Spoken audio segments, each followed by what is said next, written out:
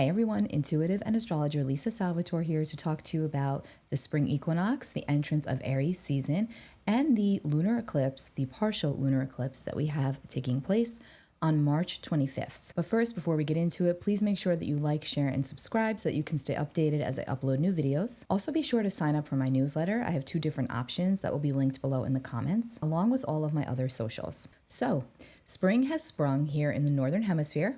As of March 19th, 11:07 p.m. Eastern Time, the sun will leave the sign of Pisces and it will enter the sign of Aries, initiating the new astrological new year, a whole new cycle of the sun's trek throughout the zodiac, through all 12 zodiac constellations. The equinox is always a strong point of the year, all about rebirth, renewal, regeneration, springing forward and bringing in the new, but there's also an equally strong energy regarding release, letting go of the old so that we can bring in the new. Speaking of equal, that is what the equinox is. It is when we have equal parts of day and night all across the world. In the southern hemisphere, it is actually the autumn equinox, but the themes are the same.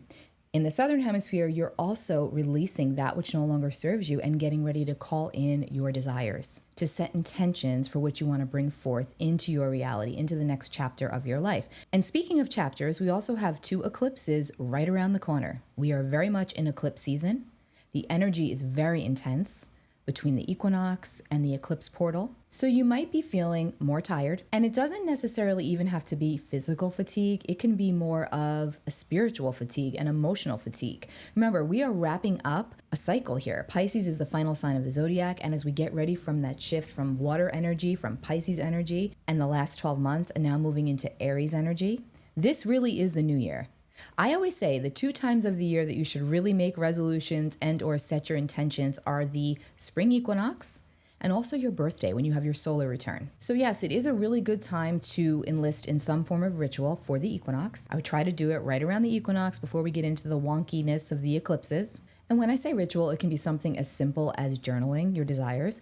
It can be making a vision board, a manifestation board, spring cleaning, literally, getting rid of all of that which no longer serves you on every single level. We feel this energy. The time is ripe for change. Okay, so again, March 19th, 11:07 p.m. Eastern Time, the sun moves into Aries. Happy birthday to all of the Aries souls. It is your season. The message of Aries is to always be an individual, to blaze your own path, to be bold, to be brave, to be authentically you, to have courage, to have strength, and to shine in your true essence, knowing what is possible. Change is upon us on every single level. Change is the name of the game. Eclipses always bring in change. For some of us, they are very small changes and we don't really feel them. And for others, they are much more powerful, sometimes even a little bit jarring, but they always take us where we need to go. It's when we resist the flow of the universe and of the energy and of what our soul is calling us to do, what our soul is calling us toward, that is when we feel the stress the most. So with the equinox energies, I encourage you to really think about, to take some time to reflect, to take some time in soul solitude and ask yourself if the path that you're on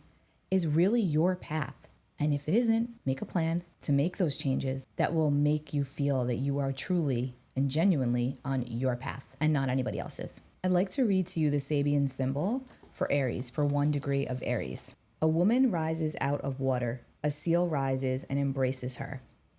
This is a symbol of completely unconditional potentiality, as this may be grasped on the practical side of life.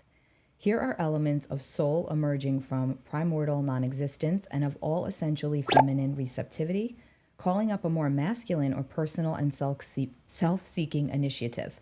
There is an implicit emphasis on the mutual interdependence of the emotional and purposeful aspects of self. The key word is realization. When positive, the degree is an illimitability of experience of which anyone can take advantage under any or all circumstances, and when negative, a failure to find a place in life because the self cannot separate itself from its own private obsessions. So, that is the introduction to Aries season. You are the co-creator of your destiny. And Aries is the reminder. It's the bringer of the new year, new life, rebirth. Let's take a look. So March 19th, the sun enters Aries, 11:06 p.m. It's actually 11:07, I believe, technically, is when the sun is at 0 degrees of Aries. But anyway, 11:06 p.m. Eastern Time, we have the spring equinox in the northern hemisphere, the autumn equinox in the southern hemisphere. And I know that I already said that to you, but I wanted to show you my pretty little slide. Okay, then we get to the full moon on March 25th, which is a penumbral lunar eclipse. So penumbral means it's not a total lunar eclipse, okay? It's not even a partial lunar eclipse. So this lunar eclipse casts the shadow around the outer edge of the moon. And that is how we have the penumbral eclipse. The moon moves into the Earth's shadow and causes the moon to be darkened. But during a penumbral lunar eclipse, it's not as severe as obviously a partial or total. But it's still a full moon on steroids. It's still a very powerful and potent full moon. Full moons are always powerful and potent. Now, this full moon takes place at 5 degrees and 7 minutes of Libra. Now, you want to check your birth chart to see where Libra falls and also where 5 degrees of Libra falls. Now, I also have linked in the comments here where you can download a free birth chart right on my website so you can see what that means. Wherever this full moon is falling for you is actually the same areas of your chart and of your life, in which this started back in 2023 when the nodes first entered Aries and Libra. And we're going to get into that in a moment. So here's the chart for the full moon lunar eclipse. March 25th, 2024. It takes place at 3 o'clock a.m. Eastern Time. And we see the moon up here at 5 degrees and 7 minutes of Libra, directly opposite the sun, 5 degrees and 7 minutes of Aries. And that is how we have our full moon. Now, we see here that we've got Mars now in Pisces. Here's Mars over at 1 degree of Pisces. So this full moon is conjunct Neptune. Even though we're in Aries season, and now we've got some fire going on, we are still very much under a lot of Pisces energy, a lot of water energy. We've got Mars now over here at 1 degree of Pisces. So the warrior planet. Now, this is important because Mars rules Aries, where the sun is currently. But Mars in Pisces is not that strong. Mars is the warrior, the planet of action and energy and strength and vigor and valor and courage. And the thing about Mars in Pisces is, think of it like this. Mars is often depicted in mythology with a shield and a sword. When Mars is in Pisces, think about trying to swim with a shield and a sword. You can probably still do it, but there will be resistance. That's what Mars in Pisces feels like, okay? So yes, there is a lot of energy, of movement and momentum forward as we're coming upon the spring equinox, Aries season, and this lunar eclipse in Libra, letting go to grow. A lot of action, but then there's also, or there could be rather, a feeling of thwarted frustration. This could be our physical energy levels, this could be our sexuality, this could be our anger. That's all what Mars rules over. Now the full moon takes place in Libra, and Libra is ruled by the planet Venus. So this is a Venus-ruled full moon, a Venus-ruled eclipse. Now Venus is also down here at 16 degrees of Pisces. So we've got all this Pisces energy here. And we've also got Saturn tightly aligned with Venus. So Saturn and Venus together can actually give us a lot of focus, a lot of energy toward commitment, particularly in our relationships, because Libra is the sign of relationships and partnership and others. And Aries is the sign of the individual. And Venus is love and connection and what we like. And Saturn is how we go about getting what it is that we want while following the rules, quote unquote. And those rules are going to be different for everybody. But there still is a lot of commitment here at this full moon. We're recognizing what we are committed to and we're making a plan. And even if it's not right now, that's okay. I always say connect to what you are committed to and then commit to what you are connected to. Connectivity is the name of the game. And where you're not feeling connected, it's going to become more and more obvious, more and more heightened around this full moon and then moving forward, okay? So things can really climax at this point. Emotions. This could be a crisis point for you emotionally, physically, spiritually that does not have to be negative. Oftentimes we need to be pushed in order to make big changes that are necessary for our soul's growth. Because the South Node is also in Libra, encouraging us to let go of habits that are no longer serving us when it comes to our relationships and the way that we function within them and outside of them. And it's encouraging us to move toward our individuality, honoring what's our truth, while also maintaining compassion for others, for the others in our lives. And those relationships that are no longer serving you are getting ready to not go with you to the next level. And that doesn't have to be bad. You likely already know what this is referring to and what this pertains to for you personally. And again, check your birth chart to see where Aries and Libra fall, because these will be the areas of your life that are receiving this energy. And I'm going to go through the signs in a moment, so stay tuned. We also have Chiron, the wounded warrior, very close to the North Node in Aries over here. And when we get to the total solar eclipse on April 8th, they're going to be exactly aligned. So we are building up toward this energy of freeing ourselves from those self-imposed cages that we've kept our hearts in. The emotional hurts and bruises and wounds that we hold and that we carry both from this lifetime and previous lifetimes are demanding to be set free. Now, we don't have to set them free, but we're going to be feeling this push and this call toward healing. And we cannot heal from that which we will not feel and then deal accordingly. So with the North Node in Chiron, an emotional upset might occur within a relationship in your life, and it doesn't have to be romantic. This can be business, this can be family, this can be a friend. But there might just be something that crops up, and it will probably be repetitive, which is a reminder for you of that which still needs to be healed so that you can move forward authentically. We also have Mercury now in its shadow phase, getting ready to station retrograde on April 1st. So communication can definitely be a little bit, spotty right now, maybe a little bit abrupt. We can have some misunderstandings, especially around this full moon and then going forward. So just be mindful of that. And like I always say, our words can heal, but our words can also hurt, and we must use them wisely and keep others in mind because we still want to remain in a space of compassion. Everybody's going through something, and likely something that nobody knows anything about. So it's really not that hard to be kind. It goes a long way. We've got Pluto over here at 1 degree of Aquarius in a trine to the moon and also in a sextile to the sun. So we've got the support of Pluto around this full moon. However, that can also really add to the intensity, to the heat, to the fire. Aquarius is a fixed sign and Libra and Aries are cardinal. So we're going to feel the pull, the pulse to take action. Eclipses tend to bring in abrupt endings and new beginnings, and a lot of times they're of the best kind. So stay open, stay mindful, and stay present, and stay focused on that which you would like to call into your reality. And also to lovingly be able to release that which is no longer serving you or benefiting the next chapter. Okay, so for Aries, this lunar eclipse is going to impact your 7th house, and that is the house of relationships. And this is a Libra full moon, which is all about relationships, and it's your opposite sign. So it's really asking you to hold up the mirror, look in that mirror and ask yourself, am I living authentically in all of my relationships? Am I showing up as open and honest as possible in all of my dealings? Am I holding back to appease others? And where may I need to let go of doing that? What relationships are no longer serving my growth? And recognizing that it is okay to move forward when necessary. Because guess what?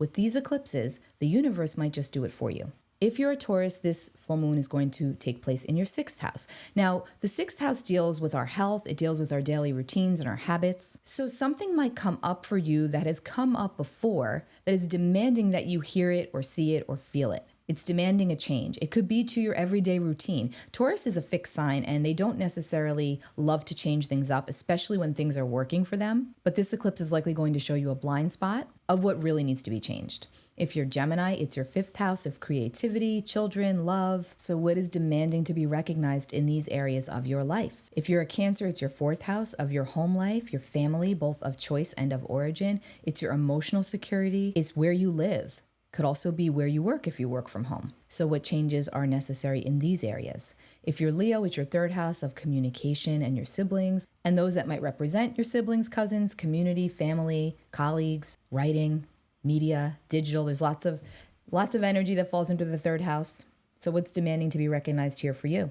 If you're Virgo, it is your 2nd house of your personal finances. It's what you value. It's your possessions. If you're a Libra, this is your 1st house. This is a very powerful full moon for you. It is talking about you, your very essence, your physical body, your health. Really think about, like Aries, how you want to be seen out in the world, what you want to contribute, and are you living up to that? Because this full moon will likely reveal a lot around that, or where you need to change, or where you might need to let go of how others view you so that you can be your true authentic self, pulling more into the Aries energy, your opposite sign. Scorpio, this is your 12th house. This is definitely a full moon to take a retreat, to take a minute, to take a beat, go into some soul solitude and replenish your energy reserves. Meditation is your friend. You may find that your body actually demands rest right now. So honor that. Sagittarius, this is your 11th house of community and networks, your friendships, groups that you're a part of. Also, it's what you aspire to move toward, work toward, to be. It's your hopes and dreams and wishes. So pay attention to what is coming up for you. Maybe a little kerfuffle with a friend might reveal a really strong truth. You're a sign that's all about truth. Pay attention. And it's likely something that has come up before. Capricorn, for you, this is your 10th house of your career, your public image, your reputation, who you are publicly, who you are out in the world.